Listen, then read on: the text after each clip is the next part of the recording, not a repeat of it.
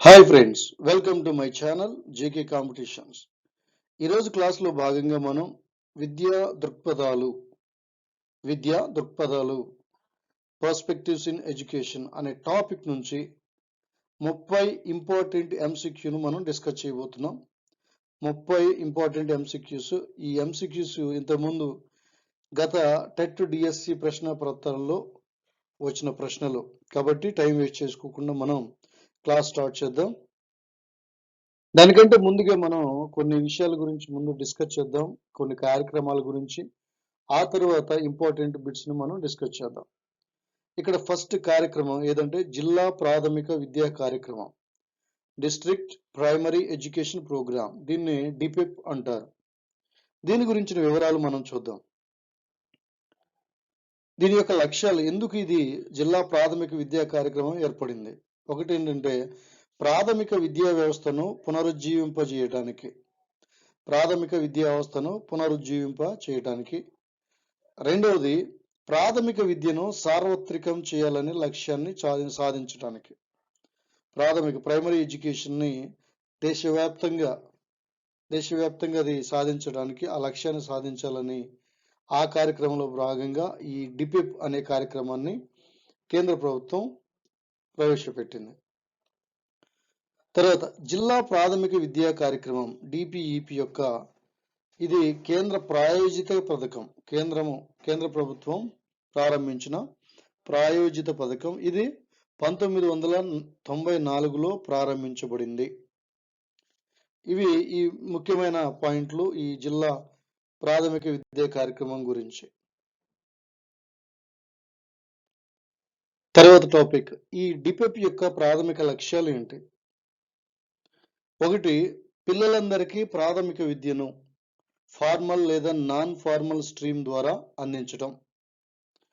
2, లింగ బలహీన వర్గాల మధ్య నమోదు, డ్రాప్ అవుట్ రేట్లు, అభ్యసన సాధనలో వ్యత్యాసాలను 5% కంటే తక్కువకు తగ్గించడం ఈ డిపిప్ యొక్క ప్రాథమిక లక్ష్యం. అలాగే మూడో లక్ష్యం ఏంటంటే పిల్లలందరికీ ప్రైమరీ డ్రాప్ అవుట్ రేటును 10% కంటే తక్కువకు తగ్గించటం. 4వది, బేస్ లైన్ స్థాయిని కొలవటం ద్వారా సగటు సాధన రేటును 25% పెంచడం మరియు ప్రాథమిక అక్షరాస్యత అలాగే సంఖ్యా సామర్థ్యాలను సాధించడం. అంతేకాదు ప్రాథమిక విద్య పిల్లలందరూ కూడా ఇతర సామర్థ్యాలలో కనీసం 40% సాధించేలా చూడటం ఈ పథకం యొక్క ముఖ్య లక్ష్యాలు. గుర్తుపెట్టుకోవాలి, ఈ డిపిప్ అనేది కంప్లీట్ గా ప్రైమరీ ఎడ్యుకేషన్ కి సంబంధించిన ఒక ప్రోగ్రామ్. తర్వాత డిపిప్ కోసం అత్యధిక నిధులు మనకి ఎక్కడి నుంచి వస్తున్నాయంటే యూనిసెఫ్ నుండి, ఓడిఏ ఇదేమో యూకే ఇంగ్లాండ్ నుంచి, అలాగే సిడా స్వీడన్ నుంచి, అలాగే నెదర్లాండ్స్ వంటి అంతర్జాతీయ సంస్థల నుంచి నిధులు వచ్చాయి ఈ డిపిప్ కోసం. అలాగే అస్సాం, హర్యానా, కర్ణాటక, కేరళ, మహారాష్ట్ర, తమిళనాడు, మధ్యప్రదేశ్ ఈ రాష్ట్రాల్లోని దాదాపు 42 జిల్లాల్లో ఈ కార్యక్రమాన్ని ప్రారంభించారు మొదటి విడతగా. తర్వాత ఒరిస్సా, హిమాచల్ ప్రదేశ్, ఆంధ్రప్రదేశ్, ఉత్తరప్రదేశ్, పశ్చిమ బెంగాల్, గుజరాత్లోని 80 జిల్లాల్లో ఈ కార్యక్రమాన్ని ప్రారంభించారు. ఇవి మై డియర్ ఫ్రెండ్స్ డిపిప్ యొక్క ముఖ్య లక్ష్యాలు, ఉద్దేశాలు. అది ఎప్పుడు స్థాపించబడింది, ఎందుకోసం స్థాపించబడింది, డిపిప్ యొక్క ముఖ్య లక్ష్యాలు ఏంటి, ఆ డిపిప్ ప్రోగ్రాం అమలు కావడానికి ఏ దేశాల నుండి ఏ సంస్థల నుండి నిధులు వస్తున్నాయి, మొట్టమొదటిసారి ఏ రాష్ట్రాల్లో ఎన్ని జిల్లాల్లో ఇది ప్రారంభించారు, తర్వాతగా ఏ రాష్ట్రాలు ఎన్ని జిల్లాల్లో ప్రారంభించారు అనే విషయాలు మనం చూసాం. ఇప్పుడు దీనికి సంబంధించిన ప్రశ్నలు మనం చూస్తే, మొట్టమొదటి ప్రశ్న, డిపిఈపిను విస్తరించండి. A, division primary education program, B, district primary education program, C, district primary education project, option D ఏది కాదు. Your answer is option B, district primary education program. District primary education program జిల్లా ప్రాథమిక విద్యా పథకం. తర్వాత ప్రశ్న, డిపిఈపి ఎప్పటి నుండి అమల్లోకి వచ్చింది? Option A 1995-96, option B 1996-97, option C 1997-98, option D 1998 and 99. Your option is option B 1996-97. ఈ విద్యా సంవత్సరం నుండి డిపిఎఫ్ అమల్లోనికి వచ్చింది. గుర్తుపెట్టుకోవాలి, 96 to 97 ఈ విద్యా సంవత్సరం నుండి డిపిఎఫ్ అమల్లోనికి వచ్చింది. తర్వాత ప్రశ్న, నెక్స్ట్ క్వశ్చన్, డిపిఎఫ్ అనేది ఎన్ని దశలలో అమలవుతుంది? District program primary education program అనేది ఎన్ని దశలలో అమలవుతుంది? ఆప్షన్ ఏ 2 దశలు, ఆప్షన్ బి 3 దశలు, ఆప్షన్ సి 4 దశలు, ఆప్షన్ డి 5 దశలు. Your option is option B 3 దశల్లో ఇది అమలవుతుంది. తర్వాత ప్రశ్న, డిపిఈపిలో 1వ దశలో ఉన్న జిల్లా ఏది? 1వ దశలో ఉన్న జిల్లా ఏది? A Nellore, B Vizianagaram, C Kurnool and D పైవన్నీ. Your option is option D పైవన్నీ. నెల్లూరు, విజయనగరం, కర్నూలు ఇవన్నీ కూడా 1వ దశలో ఉన్న జిల్లాలు. తర్వాత ప్రశ్న, 2వ దశ డిపెప్ ఎప్పటి నుండి ప్రారంభమైనది? 2వ దశ డిపెప్ ఎప్పటి నుంచి ప్రారంభమైనది? Option A 97-98, option B 96-97, option C 98-99 and option D 99-2000. Your option is option A 97-98. My dear friends, మొదటి దశ ఏమో 96-97లో ప్రారంభమైంది, 2వ దశ మాత్రం 97-98లో ప్రారంభమైంది. తర్వాత ప్రశ్న, జిల్లా ప్రాథమిక విద్యా పథకం 2వ దశలో ఎన్ని జిల్లాలు ఉన్నాయి?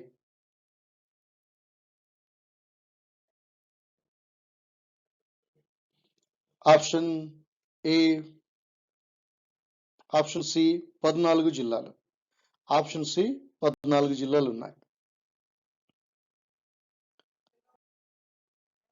తర్వాత ప్రశ్న, సర్వశిక్ష అభియాన్ అమలులోనికి వచ్చిన సంవత్సరం ఏది? Option A 2001, option B 2002, option C 2003 and option D 2004. Your option is option C 2003 నుండి సర్వశిక్ష అభియాన్ అనే పథకం అమల్లోనికి వచ్చింది. తర్వాత ప్రశ్న, సర్వశిక్ష అభియాన్ ఏ సంవత్సరం నాటికి దేశవ్యాప్తంగా సార్వజనీన ప్రాథమిక విద్యను అందించాలని ధ్యేయంగా పెట్టుకుంది? సర్వశిక్ష అభియాన్ ఏ సంవత్సరం నాటికి దేశవ్యాప్తంగా సార్వజనీన ప్రాథమిక విద్యను అందించాలని ధ్యేయంగా పెట్టుకుంది? Option A 2008, option B 2009, option C 2010, option D 2011. Your option is option C 2010. తర్వాత ప్రశ్న, 9వ పంచవర్ష ప్రణాళికలో విద్యా కార్యక్రమంకై కేటాయించిన నిధులలో కేంద్ర రాష్ట్ర ప్రభుత్వాల వాటా ఎంత? Option A 75-25, option B 85-15, option C 60-40, option D 50-50. Your answer is option B 85-15. 85% ఏమో కేంద్ర నిధులు, 15% ఏమో ఆయా రాష్ట్రాల విధులు.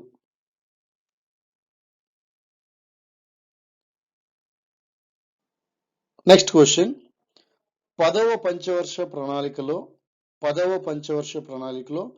కేంద్ర రాష్ట్ర నిధుల వాటా శాతం ఎంత?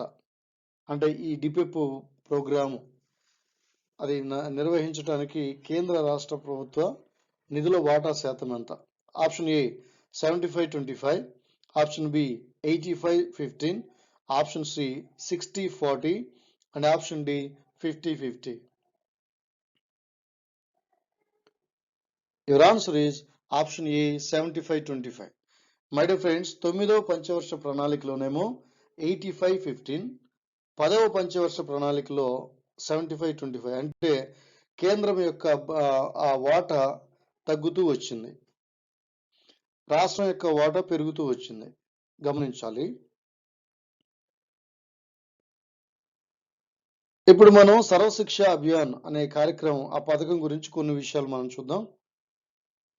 సర్వశిక్ష అభియాన్ అనేది 6 నుండి 14 సంవత్సరాల వయసు గల పిల్లలకు ఉచిత మరియు నిర్బంధ విద్యను ప్రాథమిక హక్కుగా చేస్తూ భారత రాజ్యాంగంలోని 86వ సవరణ ద్వారా నిర్దేశించిన విధంగా ప్రాథమిక విద్య యొక్క సార్వత్రీకరణ నిర్ణీత కాల వ్యవధిలో సాధించడానికి భారత ప్రభుత్వం యొక్క ప్రతిష్టాత్మక కార్యక్రమం. అంటే మెయిన్ కాన్సెప్ట్ ఏంటంటే 6 నుండి 14 సంవత్సరాల బాలబాలికలందరికీ కూడా ఉచిత మరియు నిర్బంధ విద్య, ప్రాథమిక విద్యను అందించాలి. యాక్చువల్గా ఇది హక్కుగా మారిందనమాట. నిర్బంధ విద్య అనేది ప్రాథమిక హక్కుగా మారింది. దీనికోసం రాజ్యాంగంలో సవరణ జరిగింది, అది 86వ సవరణ. దేశం మొత్తాన్ని కవర్ చేయడానికి మరియు 1.1 మిలియన్ ఆవాసాలలో 192 మిలియన్ల పిల్లల అవసరాలను తీర్చడానికి రాష్ట్ర ప్రభుత్వాల భాగస్వామ్యంతో సర్వశిక్ష అభియాన్ అమలు చేయబడుతుంది. పాఠశాల సౌకర్యాలు లేని ఆవాసాల్లో కొత్త పాఠశాలను ప్రారంభించడం, అలాగే అదనపు తరగతి గదులు, మరుగుదొడ్లు, త్రాగునీరు, అలాగే నిర్వహణ మేనేజ్మెంట్ గ్రాంట్, స్కూల్ ఇంప్రూవ్మెంట్ గ్రాంట్లు అందించడం ద్వారా ఇప్పటికే ఉన్న పాఠశాల మౌలిక సదుపాయాలను బలోపేతం చేయడం ఈ కార్యక్రమం యొక్క ముఖ్య లక్ష్యం. తర్వాత జీవన నైపుణ్యాలతో సహా నాణ్యమైన విద్యను అందించడానికి సర్వశిక్ష అభియాన్ ప్రయత్నిస్తుంది. ముఖ్యంగా బాలికల విద్య, అలాగే ప్రత్యేక అవసరాలు ఉన్న పిల్లలపై సర్వశిక్ష అభియాన్ ప్రత్యేక దృష్టి సారించింది. ఇప్పుడు సర్వశిక్ష అభియాన్ గురించి కొన్ని మనం విషయాలు నేర్చుకున్నాం. తర్వాత ప్రశ్న, క్రింది వానిలో 2010 నాటికి పాఠశాలలో సార్వత్రిక నిలుపుదల సాధించటం ఏ పథకం యొక్క ఉద్దేశం? Option A DMSA, option B APEP, option C SSA Sarva Shiksha Abhiyan, option D DPEP. Your answer is option C Sarva Shiksha Abhiyan. అంటే 2010 నాటికి బడిలో డ్రాప్ అవుట్స్ ని గణనీయంగా తగ్గించాలి అనేది ముఖ్య లక్ష్యం. తర్వాత ఇంకో ప్రోగ్రాం గురించి, పథకం గురించి మనం చూస్తున్నాం. ఇప్పుడు operation black board, OBB, operation black board అనే పథకం ఎప్పటి నుండి అమల్లోనికి వచ్చింది? Option A 1985, option B 1986, option C 1987 and option D 1988. Operation black board అనే పథకం ఎప్పటి నుంచి అమలులోనికి వచ్చింది? Your option is option C 1987.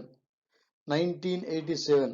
ఇది నూతన జాతీయ విద్యా విధానం 1986లో సూచించిన సూచన మేరకు ఆపరేషన్ బ్లాక్ బోర్డ్ అనేది 1987 నుంచి అమల్లోనికి వచ్చింది. ఆపరేషన్ బ్లాక్ బోర్డ్ అనేది కేంద్ర ప్రభుత్వం ప్రవేశపెట్టిన ఒక ప్రతిష్టాత్మక కార్యక్రమం. ఇది 1986 జాతీయ విద్యా విధానం సూచన మేరకు ప్రవేశపెట్టబడింది. అంతేకాదు వనరుల పరంగా ఉపాధ్యాయుల సాధికారతను పెంపొందిస్తుంది. ఇవి my dear friends operation black board యొక్క కొన్ని ఇంపార్టెంట్ విషయాలు. తర్వాత ప్రశ్న, మన దేశంలో సార్వత్రిక ప్రాథమిక విద్యకు ఏ పథకం ద్వారా అధిక ప్రాధాన్యత లభించింది? గుర్తుపెట్టుకోవాలి, ప్రాథమిక విద్యకు. Option A APEP, option B DPEP, option C SSA and option D OBB. APEP stands for Andhra Pradesh education programme, DPEP stands for District Primary Education Program, and SSA Sarva Shiksha Abhiyan, SSA it is. Option D Operation Blackboard. Your option is Operation Blackboard.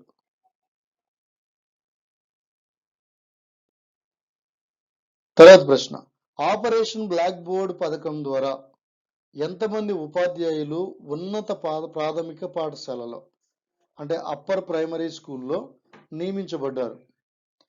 Option A 80,000, option B 75,000, option C 85,000 and option D 70,000. Your option is option C 85,000. గమనించాలి, ఉన్నత ప్రాథమిక పాఠశాలలో నియమించబడిన దేశవ్యాప్తంగా నియమించబడిన ఉపాధ్యాయుల సంఖ్య 85,000. ఇది ఆపరేషన్ బ్లాక్ బోర్డ్ పథకంలో భాగం.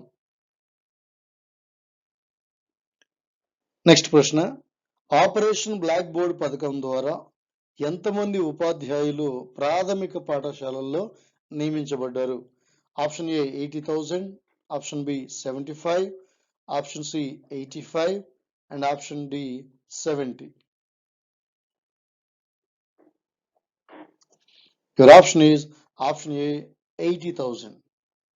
My dear friends, ఉన్నత ప్రాథమిక పాఠశాలలో 85,000, అలాగే ప్రాథమిక పాఠశాలల్లో 80,000 మంది ఉపాధ్యాయులు ఈ ఆపరేషన్ బ్లాక్ బోర్డ్ పథకం ద్వారా నియమించబడ్డారు. దీనికి సంబంధించిన కొన్ని వివరాలు చూద్దాం. ఈ పథకంలో భాగంగా ఉమ్మడి ఆంధ్రప్రదేశ్లో ఈ 80,000 అనేది దేశవ్యాప్తంగా, ఇప్పుడు రాష్ట్ర వ్యాప్తంగా చూసినట్లయితే ఉమ్మడి ఆంధ్రప్రదేశ్లో దాదాపు 2,500 తరగతుల గదులు నిర్మించబడ్డాయి. అంతేకాదు 20,000 మంది ఉపాధ్యాయులు కూడా నియమించబడ్డారు.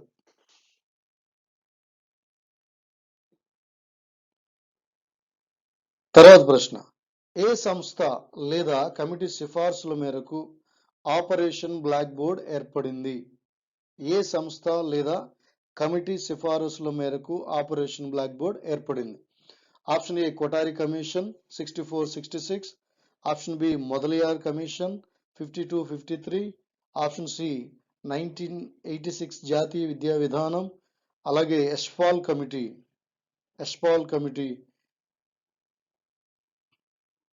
Your option is option C 1986, 1986 జాతీయ విద్యా విధానం.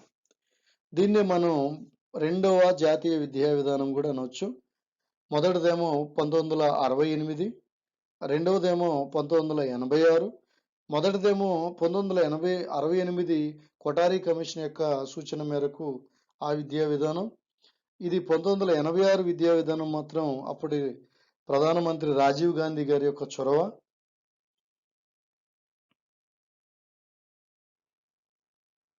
తర్వాత ప్రశ్న, ఆపరేషన్ బ్లాక్ బోర్డ్ అనేది ఎప్పుడు జిల్లా ప్రాథమిక విద్యా పథకంలో అంతర్భాగమైంది? అంటే ఆపరేషన్ బ్లాక్ బోర్డ్ అనేది డిపిఈపిలో ఎప్పుడు అంతర్భాగమైంది?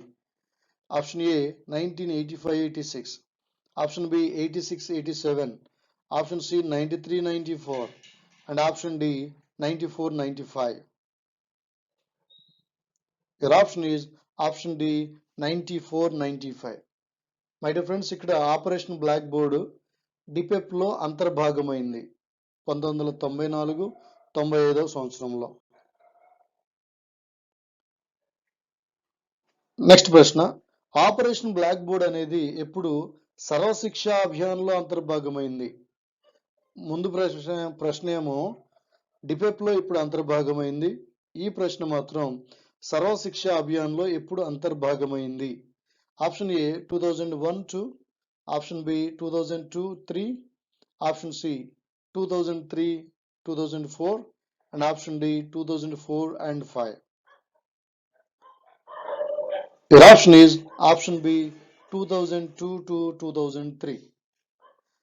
అక్కడ డిపెప్ లోనేమో 94, 95. ఇదేమో సర్వశిక్ష అభియాన్లో అంతర్భాగమేమో 2002, 2003లో. ఈ డేట్లు సంవత్సరాలు చాలా జాగ్రత్తగా గుర్తుపెట్టుకోవాలి, చాలా జాగ్రత్తగా నోట్ చేసుకోవాలి మై డియర్ ఫ్రెండ్స్. నెక్స్ట్ ప్రశ్న, ఆపరేషన్ బ్లాక్ బోర్డ్ పథకంలో భాగంగా ప్రభుత్వం పాఠశాలలకు అందించిన సామాగ్రి ఏది? మై డియర్ ఫ్రెండ్స్, ఈ పథకంలో భాగంగా చాలా సామాగ్రిని పాఠశాలలకు అందించింది. వాటిల్లో ఆప్షన్ ఏ, మనకి ఇక్కడ ఆప్షన్ చూస్తే మనం ఆప్షన్ ఏ పాఠాలు చిత్రాలు, option B globe, option C ఆటల సామాగ్రి, ఆప్షన్ డి పైవన్నీ. ఆప్షన్ ఈజ్ ఆప్షన్ డి పైవన్నీ. దీనికి సంబంధించిన కొన్ని విషయాలు మనం చూద్దాం. ఇవి కాకుండా ఇంకా పాఠ్య పుస్తకాలు, అధ్యాపక దర్శనులు, సైన్స్ కిట్లు, కుర్చీలు, బల్లలు, నల్ల బల్లలు, టూల్ కిట్, గణిత కిట్, నిఘంటువులు, కథల పుస్తకాలు, రెఫరెన్స్ పుస్తకాలు, సంగీత వాయిద్యాలు, మంచినీటి పాత్రలు, కథా చిత్రాలు, ఇలా అనేకమైన సామాగ్రి పాఠశాలలకు ఇవ్వబడింది ఆపరేషన్ బ్లాక్ బోర్డ్ పథకంలో భాగంగా. తర్వాత ప్రశ్న, క్రింది వానిలో నల్లబల్ల సామాగ్రి ఏది?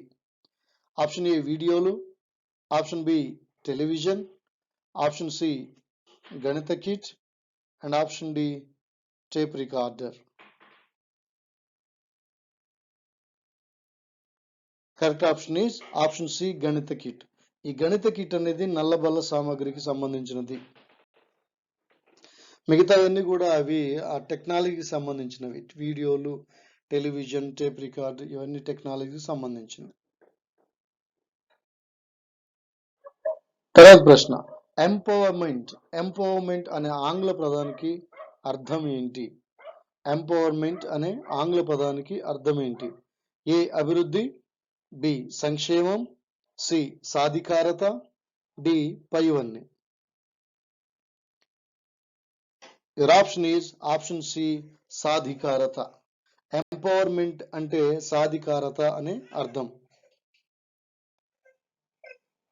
తర్వాత ప్రశ్న, సాధికారత అనే పదానికి అర్థం ఏంటి? ఏ ప్రతిభ చూపటం, బి ఆసక్తి చూపటం, సి సామర్థ్యమును మెరుగుపరుచుకోవడం, ఆప్షన్ డి పైవన్నీ. Correct option is option C సామర్థ్యమును మెరుగుపరుచుకోవడం.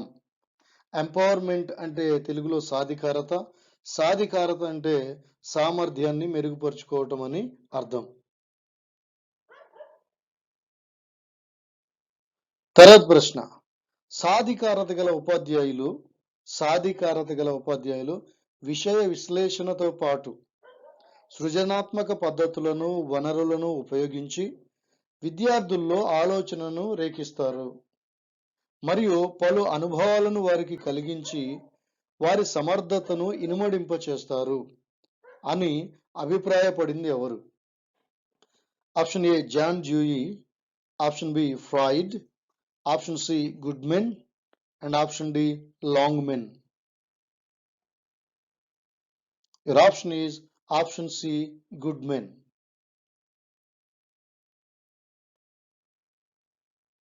తర్వాత ప్రశ్న, ఈ క్రింది వానిలో కాంటెంపరరీ ఇంగ్లీష్ అనే నిఘంటువును రచించినది ఎవరు? Option A Longman, option B Goodman, option C Rousseau, and option D Aristotle. Your option is option A లాంగ్మెన్.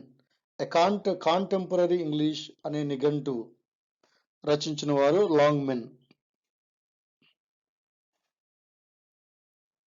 తర్వాత ప్రశ్న, ఎంపవర్మెంట్ అనే పదానికి to give someone more to control over their own life or situation to give someone more to control over their own life or situation అని వివరణ ఇచ్చినది ఎవరు? Empowerment అనే పదానికి ఇంగ్లీష్లో ఇలా వివరణ ఇచ్చింది ఎవరు? Option A Sarvepalli Radhakrishnan, option B John Dewey, option C Longman, option D Goodman. Your option is option C, long man. తర్వాత ప్రశ్న, ఉపాధ్యాయుడు తన పనితీరులో మెరుగుదల సాధించటం, అలాగే వృత్తి సామర్థ్యాన్ని పెంపొందించుకోవటం సాధికారత అని నిర్వచించిన వారు ఎవరు? ఉపాధ్యాయుడు తన పనితీరులో మెరుగుదల సాధించటం, వృత్తి సామర్థ్యాన్ని పెంపొందించుకోవటమే సాధికారత అని నిర్వచించిన వారెవరు? Option A John Dewey, option B Erikson, option C Longman and option D Emerson. Your option is option C Longman. My dear friends, ఈ లాంగ్ మ్యాన్ గురించి మనం ఇప్పటివరకు 3 బిట్లు చూసాం. చాలా జాగ్రత్తగా గమనించాలి. నెక్స్ట్ ప్రశ్న, ఈ క్రింది అంశాలలో ఉపాధ్యాయుల సాధికారతను ప్రభావితం చేసే అంశం. ఈ క్రింది వానిలో ఉపాధ్యాయుల సాధికారతను ప్రభావితం చేసే అంశం. ఏ ఉపాధ్యాయులకు లభించిన వృత్తిపూర్వక శిక్షణ, బి ఉపాధ్యాయుల రూపచిత్రం, సి విద్యార్థుల ఉపలబ్ధి మూల్యాంకనం, డి పైవన్నీ. ఆప్షన్ డి పైవన్నీ. ఈ పైవన్నీ కూడా ఒక ఉపాధ్యాయుని యొక్క సాధికారతను ప్రభావితం చేస్తాయి.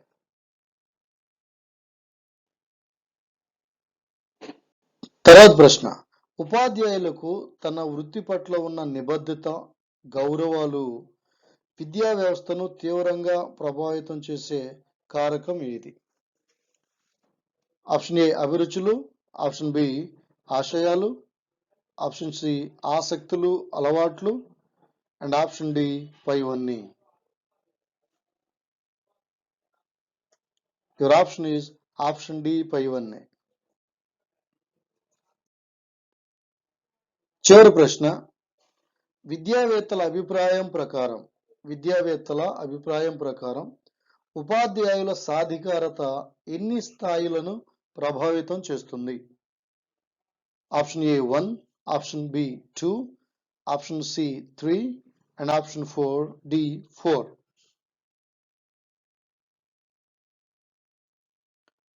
Your option is option B 2.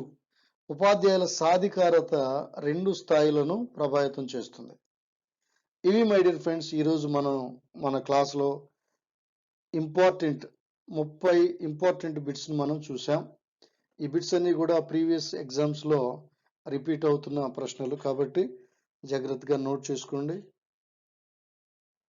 Thank you very much. If you like this video, please share it and subscribe it. Thank you.